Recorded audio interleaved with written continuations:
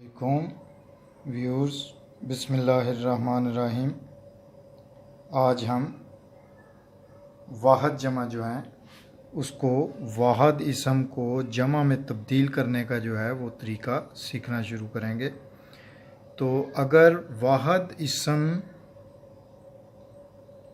के आखिर में अलिफ हो या फिर हे हो तो उसे जमा इसम में तब्दील करने के लिए अलिफ या हे हटाकर बड़ी ये जो है लगा देने से जमा बन जाती है। तो आइए देखते हैं। अब ये वाहिद और ये जमा, तो वाहिद जो हैं वो लिखे हुए हैं इधर। अब ये इसम है बकरा। इसके आखिर पे अगर आप हरूफ तहज्जी को गौर करें तो आखिर पे इसके अलिफ है। तो अलिफ जिस भी इसम के आखिर पे आए और जब आपको उसकी जमा लिखनी पड़े तो आपको क्या करना है कि अलिफ को हटा देना है, बाकी लफ्ज़ वही रहेगा। अलिफ को हटा के तो उसकी जगह पे बड़ी ये लगा देनी है।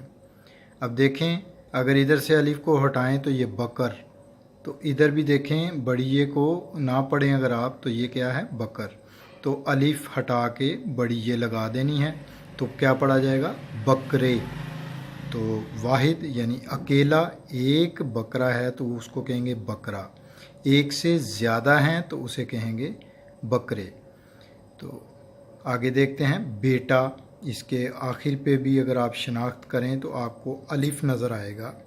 तो बेटा के आखिर पे अलिफ है, इसलिए अलिफ को हटा के बड़ी ये लगा देंगे तो वो जमा बन जाएगी। अब यहाँ पर देखें बेटे, अब अलिफ को हटा के उसकी जगह पे बड़ी ये लगा दी गई है तो ये लफ्ज़ बन गया है बेटे।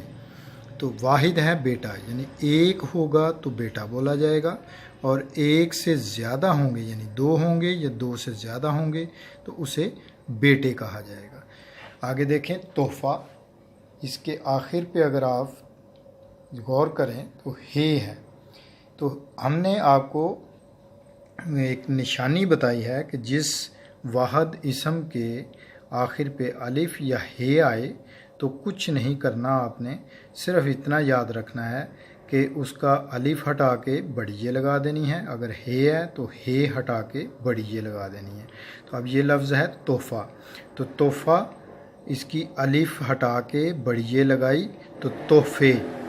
इसी तरह से ये देखें नीचे है बच्चा बच्चे, दरवाज़ा दरवाज़े, पोता पोते, कमरा कमरे, तकिया तकिए।